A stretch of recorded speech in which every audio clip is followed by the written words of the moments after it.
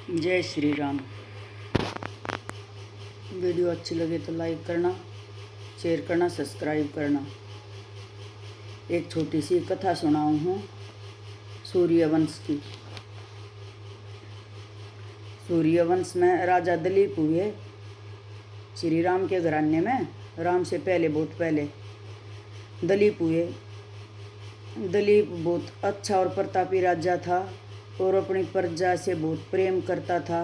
प्रजा भी उसे पिता की तरह प्यार करती थी। लेकिन राजा दिलीप के कोई संतान नहीं थी। वो इस बात से बहुत दुखी था।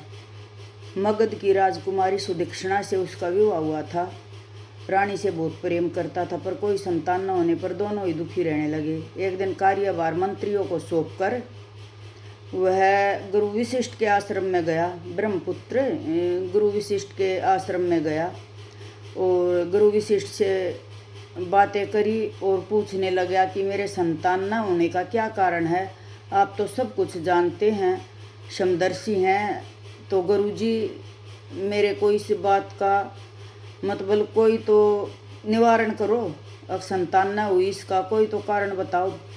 तब गुरु वशिष्ठ ने राजा दिलीप से कहा, ध्यान लगा कर देखा, एक समय आप स्वर्ग से आ रहे थे और रास्ते में एक वृक्ष की छाया में कामधेनु बैठी हुई थी और आपने कामधेनु को देखकर न तो उसे प्रणाम किया, न ही उसकी प्रदक्षिणा की।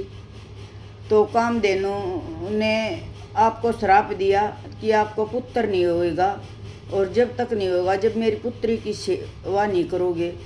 ये बात राजा दिलीप ने आपने उस समय सुनी नहीं, क्योंकि आकाश गंगा में हाथी चिंगाड़ रहे थे।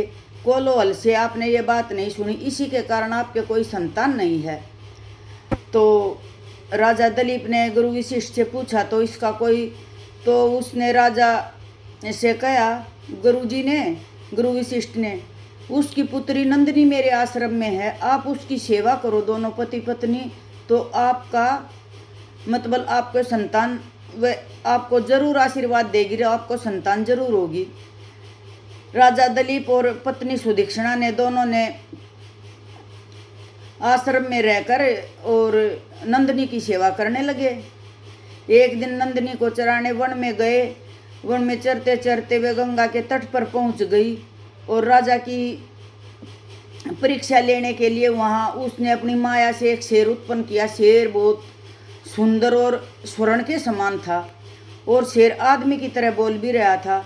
राजा उसको बचाने के लिए जैसे ही अपनी अस्त्र शस्त्रों पर हाथ गया तो उसका हाथ एकदम रुक गया और राजा सोचने लगे ये क्या हो रहा है। तो शेर बोला, क्या हुआ? राजा दिलीप बोले कि मैंने तो अपने गुरु की आज्ञा से इसकी रक्षा करनी है और मैं तो इसकी सेवा में हूँ।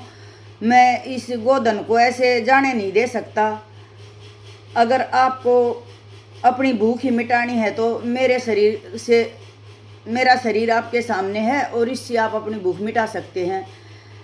और वे सिर झुका करके शेर के आगे बैठ गए। थोड़ी देर के बाद उसने गुरु दिलीप ने सोचा, राजा दिलीप ने, कि शेर अभी उस पर आक्रमण करेगा। थोड़ी देर बाद देखता हुआ ना तो कोई शेर था और कुछ भी नहीं था, वहाँ नंदिनी खड़ी थी। जब नंदिनी गाय ने बताया कि मैं आपकी परीक्षा ले रही थी, आप परीक्षा में पास हुए और आप मेरे दूध को धोकर दोने में रखकर पति पत्नी दोनों इसका सेवन करो तो आपके जरूर पुत्र होगा। राजा दिलीप बोले, ये तो मैं आश्रम में जाकर गुरु की आज्ञा से ही करूँगा, क्योंकि मैं गुरु की आज्ञा में हूँ। और वे आश्रम पर आए और नंदिनी का दूध धोकर उन्होंने दूध पिया, दोनों पति पत्नी, और फिर अपने नंदिनी की सेवा करके राजधानी में आ गए। और थोड़े दिनों के बाद उन्हें एक बहुत सुंदर संतान की उत्पत्ति हुई जिसका नाम रघु रखा गया। रघु भी बहुत प्रतापी तेजस्वी राजा हुए।